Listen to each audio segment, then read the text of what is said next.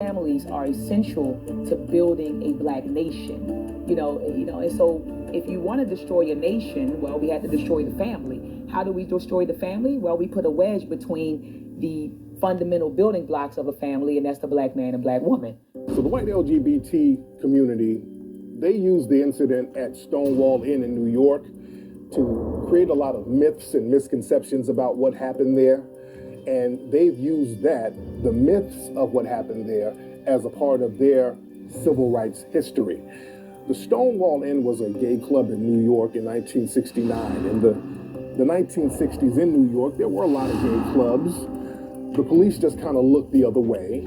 The mafia was controlling these clubs, and the mafia had a lot of criminal activity going on in these clubs. The police knew about it, and the police were corrupt. They would get paid off to look the other way. Now, sometimes when the police wouldn't get their payoffs, they would raid places. And the Stonewall Inn was one of those places. There was a lot of illegal activity in there. That's why it got raided. It didn't get raided because there were gay people in there. That's a lie that they like to tell. That is not why it got raided.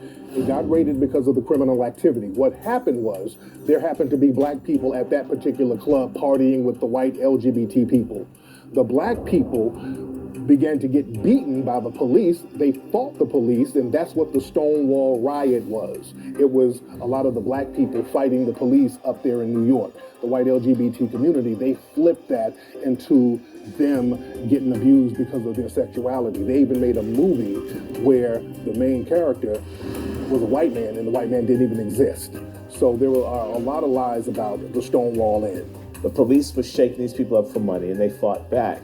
And many of those people were black and Puerto Rican. They're changing the history, not only when it comes to the people, the movements, but also the sexual orientation of the people in the movements. Brother Malcolm X, for example, I heard this narrative from some new documentary that came out, Malcolm X, A Life of Reinvention, I believe was the name of the documentary. Manning Marable, who was a person, the primary individual who was a part of that, who wrote a book that took nearly 20 years to write, is the primary person, and there were others, who came up with this narrative that Brother Malcolm was gay. They're also, not only have they taken our labor or our music, they're also taking our legacy. So, they want to make all of our leaders gay. I saw a book in the Library of Congress saying Benjamin Banneker is gay. So I guess maybe he made a dildo along with the clocks and stuff. We just don't know that. We'll find out one day. We'll find these papers right. Our brother Fred Hampton, Black Panther leader out of Chicago, he was the person who had something called the Rainbow Coalition. That was the Black Panthers working with different groups to have a coalition and to have an allyship in order to fight against injustice. After our brother was assassinated by the government and the COINTELPRO program that LGBT J. Edgar Hoover put together, that Rainbow Coalition got co-opted by some of the older civil rights people like Jesse Jackson. He had the Rainbow Coalition, and then the white LGBT community got a hold of that Rainbow Coalition and rode the coattails of that. Yeah, they took that word, essentially rainbow meaning all different colors. You have to see what colors, that's the difference. Now they began to co-opt that, the LGBT community, or the gay community, I'm just going to call it that, you're going to just factor it down to the gay community. They took the rainbow color as their own when Jesse Jackson's whole Rainbow Coalition came up on an investigation anyway. See, one of their problems is they're homosexual, same sex. See, it used to be the male gender and the female gender had sex together, but when it was male on male or female on female, that was bad. But see, they've taken that word gender over the last 20 years, 25 years, and they have converted it so now there is one long spectrum with 58 genders on it. So that gets rid of the onus of same sex if there's only one sex. There was an incident that happened in 1977 with Richard Pryor. Richard Pryor did a charity event, I think it was a charity event in Hollywood at the Hollywood Bowl, and it was a white LGBT event. And Richard, I don't think he knew the crux of what was going on with it, but when he went up there to do his routine, he kind of snapped on the audience. He cursed the audience out because he felt like the white LGBT community was using him, because he pointed out that they were talking about justice for them, the white LGBT community, and they were trying to compare their struggle with black struggles.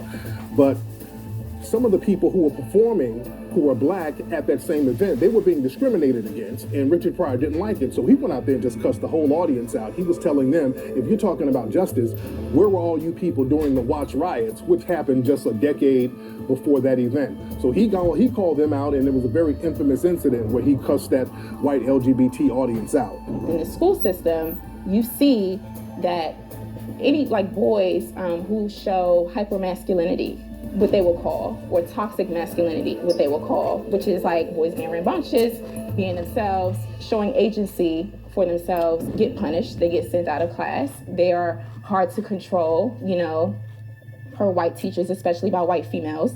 These little boys are seen as threats. And so I believe that there's a concerted effort to reward boys for being less masculine or less dominant in the school environment. Black boys are definitely targeted and marginalized more than black girls. I've experienced it. I remember being in school and coming into class and then seeing some of my black male classmates come in and the teacher's like, go to detention, I don't even want to deal with you today. And it's like the class hasn't even started yet. In the New York City Department of Education, if a child reports to a teacher that they have changed their gender or identity or their orientation or their name and they want to change their pronouns. Let's say if a child, if Sarah grows up and by the time she gets in the 3rd grade, she says, hey, I'm not Sarah anymore. I'm not a girl. I'm a boy, so you can call me Johnny, right? Use the pronouns he, him, and his. For me, my name is Johnny. Do not call me Sarah. I am not a girl. Now, it is policy. If you look at the policies, it is actual policy that the teachers and adults in the school have to honor that child's choices. As a part of that, you had someone by the name of David Thorstad, who was the founder of NAMBLA. So you had NAMBLA, gay rights, all coming together. The founder of the gay rights movement used to wear a shirt that on the front, he said gay rights for all, equal rights, etc. And on the back, it said NAMBLA walks with me. So he even endorsed NAMBLA, which was the North American Man-Boy Love Association, which is men who love boys. They had a combination and a joint movement with the gay rights movement. If someone says, I am transgender, my name is John, whatever you think their gender identity is or their pronouns should be, you better use their correct pronouns. You better refer to that child by the pronouns that they said that they want, or you could lose your job, or someone could possibly sue you for bullying, harassment, and the equivalence of like a hate crime. Now, the body develops before the mind does. So the body starts to develop, the mind isn't even there yet. Why are we introducing these complex ideas that the body isn't even going to catch up to for the next few decades, maybe the next couple decades, So in my opinion, it helps to just add more confusion, because not only do children have to think about being children in their schoolwork, but now there's this added factor of sexuality, which is something that they've never really had to think about. It's something that was not even triggered yet in them. Their body is not even at a place where they should be on that topic. Because if you really look at it, the basis of the civil rights movement was the church. But the basis of the church was the black family.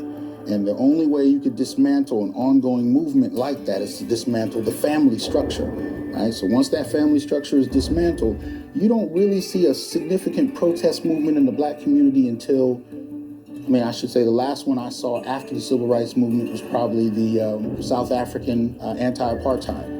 And then from there, 2015 rise of Hands Up, Don't Shoot, which evolves into BLM and the agenda you're talking about. That break is significant. It speaks to the breaking down of the black family, the disruption of any kind of gender norm, and from there, everything is everything. By the time you get to BLM, there is no nuclear family structure. Men are not really important unless we're dying and being used for other people's political advancement. And from there, black men end up having to chart their own path in a way we never had to before. Well, we see a paradigm shift now, where we see a young group of activists that are neither tied to the church nor affiliated with the NAACP or any other civil rights organization, because we have abdicated our responsibility. And far too many church leaders are more concerned with being able to curry favor with white America.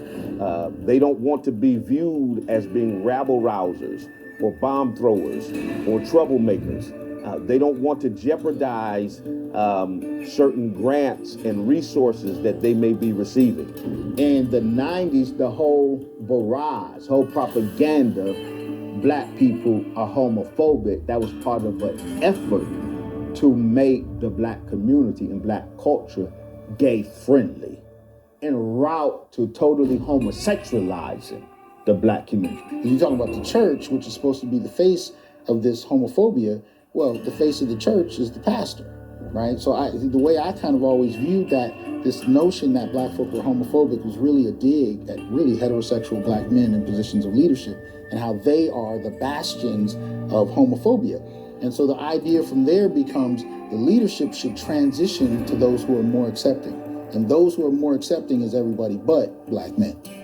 As Black America moved from the Civil Rights Movement, after we had made certain gains, after the Voting Rights Act, after the Civil Rights Act was passed, after the Fair Housing Act was passed, after we began to desegregate our schools and black people were now able to move into certain neighborhoods and go to certain schools, the church's focus shifted.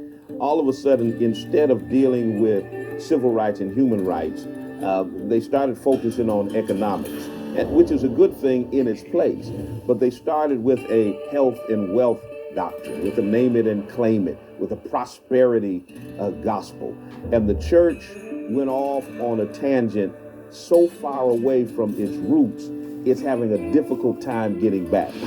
Black folks could be side pieces and bed wenches to various white homosexual male and lesbian females in these movements, as well as within the Communist Party. So a lot of these far left circles, a way to integrate, a way to get access to the white things in life was to be sexually available, even on the other side of the bed.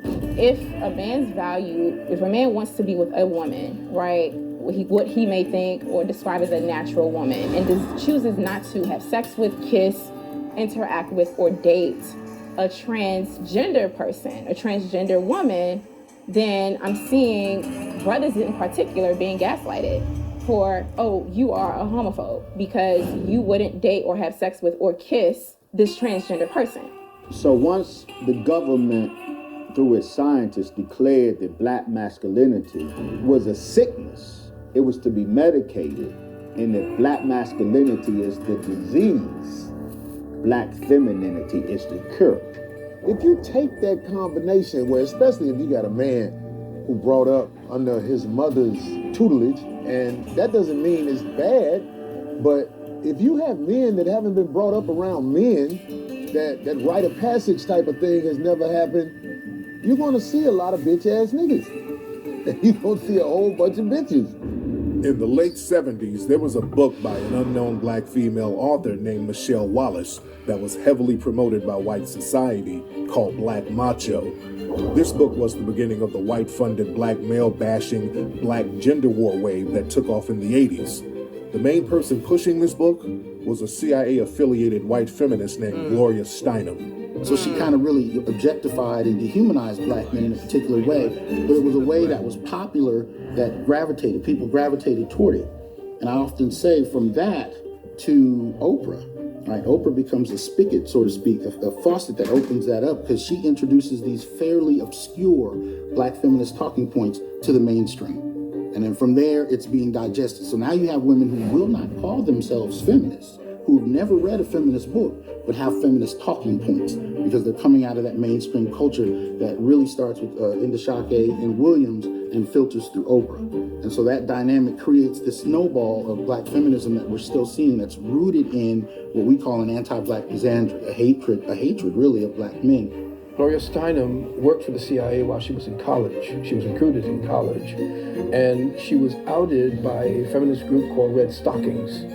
Red Stockings blew the lid off of that in the Village Voice. But even things like birth control became an issue.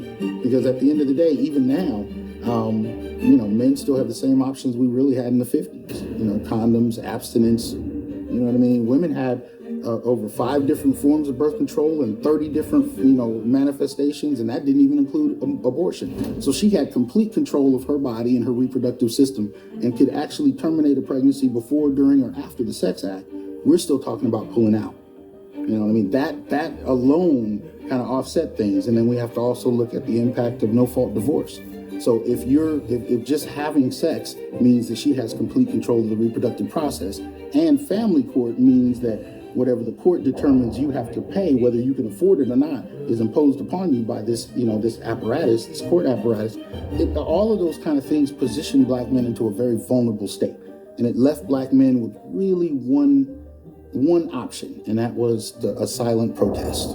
And that silent protest was to step back from formal marriage and begin to actually engage in, non-formal kinds of relationships, because there were very few other avenues.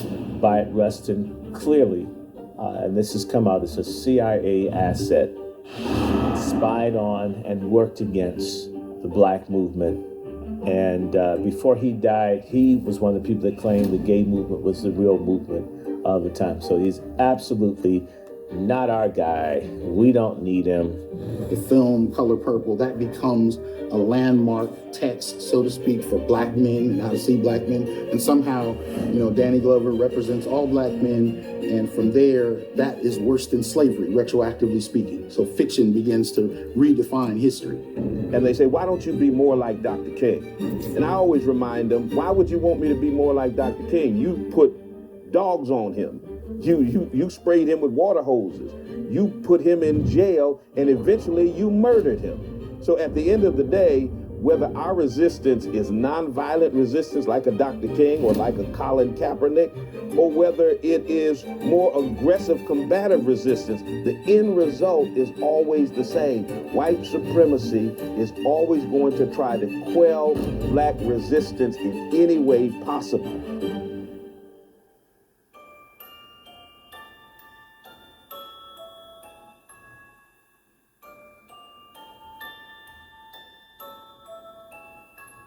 The white supremacist elite are becoming more sophisticated with their buck-breaking techniques. They're now using more propaganda and media for their sinister agendas. And one way they use this propaganda is to normalize pedophilia. First of all, if you are able to exploit someone's offspring, you are in complete control of those people. Because the one thing that human beings will do worldwide, regardless of where they live, regardless of what country they are in, what municipality they're in, what language they speak, what religion they practice, they will protect their children. So if you are able to exploit children, you have dominance over an entire society. A lot of white aristocrats would have paintings of them with Moorish children who were indentured and enslaved to them. And they would dress these Moorish children up very elaborately, and they would kind of parade them around, and they would do these very expensive paintings with these black Moorish children.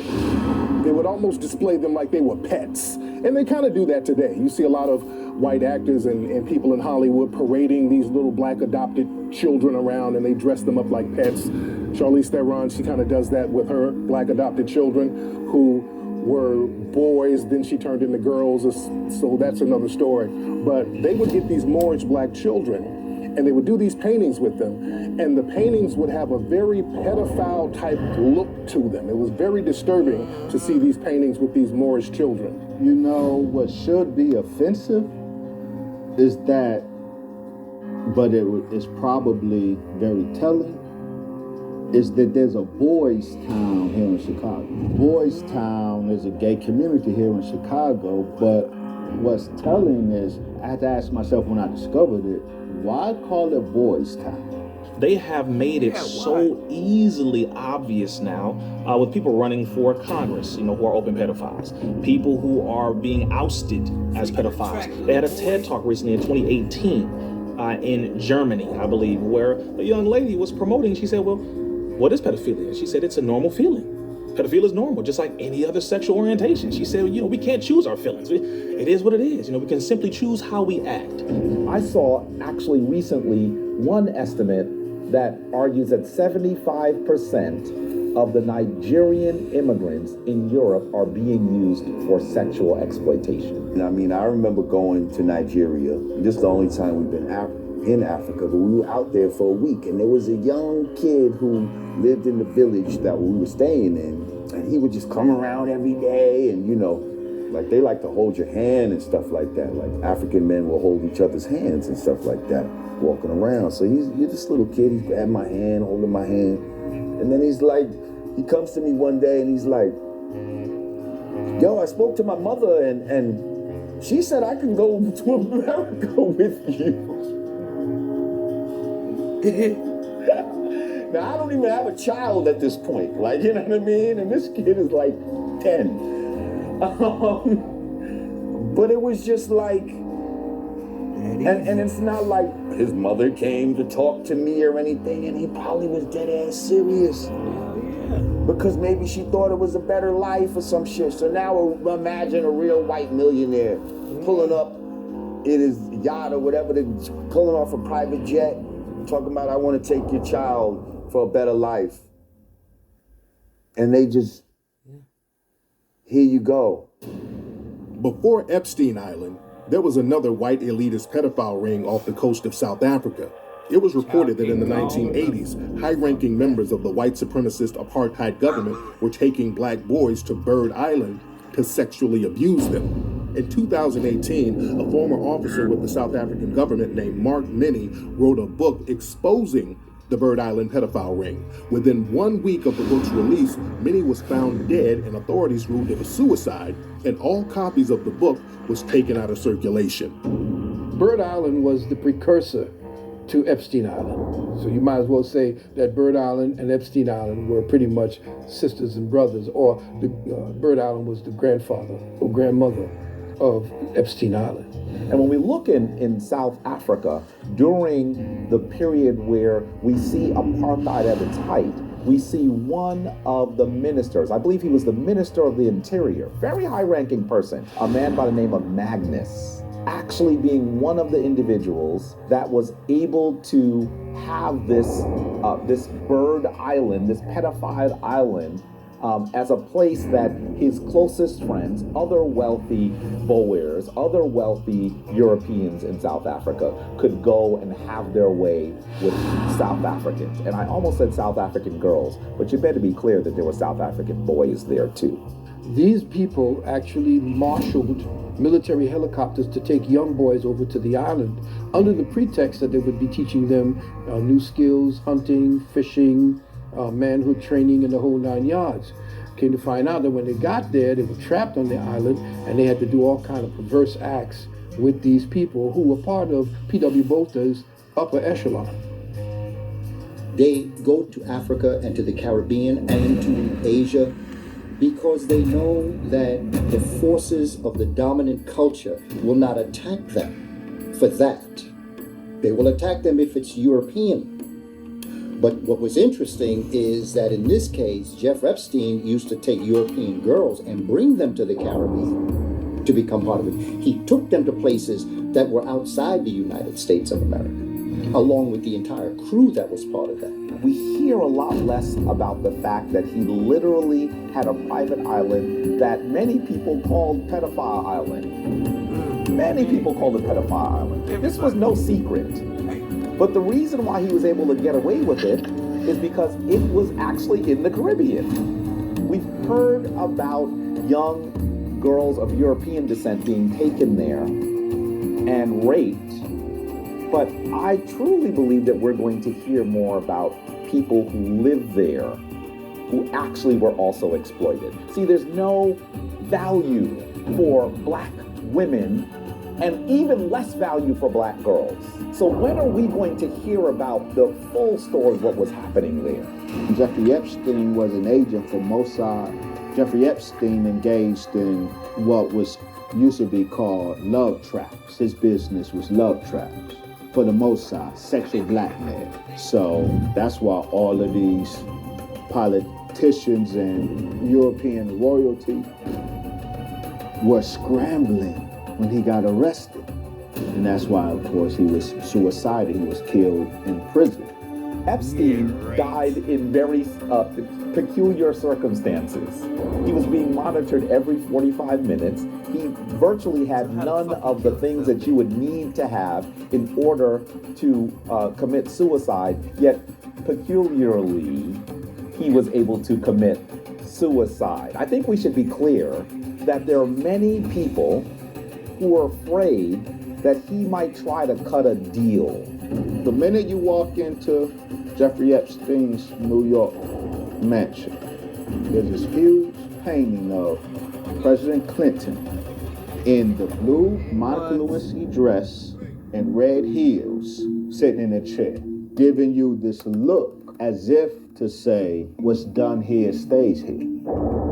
Even though high-ranking pedophile rings run by the white supremacist elite are being exposed, people should still be more aware of the pedophile propaganda that's trickling down into the lives of the general masses. They do the same things with the drag queen reading hour, where grown men dress up as women and they read to little children in schools. One of these circumstances in Texas was by a Mexican male who dressed up as a female, who was a convicted child predator. In a project designed to combat homonegativity in the black community, Johns Hopkins University doled out $400,000 to a project that assessed adolescent black boys' satisfaction with anal penetration. They're teaching children all the way in middle school and in certain kindergarten schools how to have anal sex, having these adults teach this, and then showing them how to put on condoms and all that in preschool for some children doing this little demonstration. In California, a new bill was passed called SB 145, and many people have coined this the pedophile bill. This is because this law offers certain levels of protection to some pedophiles. SB 145, you can be an 18 or 19-year-old boy and you can have sex with an 8-year-old boy as long as that 8-year-old boy feels that he is a girl or he has LGBT leanings.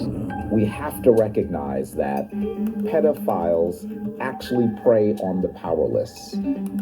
And in most societies around the world, the most powerless are the Africans. Because of the remnants, because of the reality of the transatlantic enslavement trade and the continuing systems of white supremacy that are still working and are still alive and well. So that when we see people who are powerless, we're going to see ripe conditions for sexual abuse.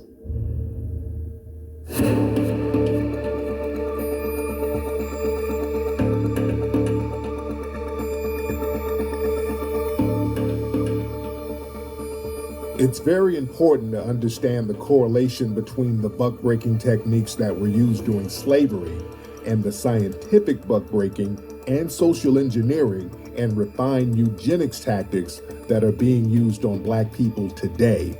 Because a lot of black men, after slavery, they would have to work in the sex industry because they were providing sexual favors in slavery. So after slavery, a lot of them had to provide sexual favors and get into the sex work industry outside of slavery. And even today, a lot of black men who are LGBT, because they don't get any resources from the white LGBT community who uses them as mascots, they're reduced to working into the sex industry. Black men and black people get a bum rap about being homophobic. You would think we killed Matthew Shepard. You would think a black guy shot up the Pulse nightclub down in Orlando. These are either white people or folks who are identified as honorary white that do this kind of stuff.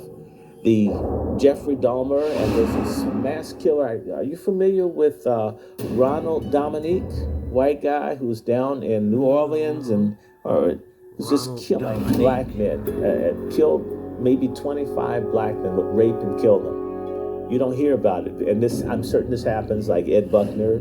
When these things happen, you can't kill black men and it matter. This white homosexual man killing black men, that's not homophobic. A black man saying he wants his son to grow up straight like Kevin Hart, now he's a monster.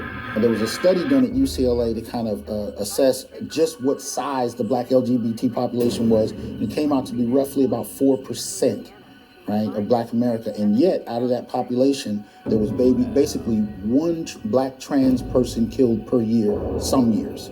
For black men, but most particularly heterosexual black men, it was about 200 to 300 per year. And that's being conservative based on what's reported, right? But you can see the kind of stratification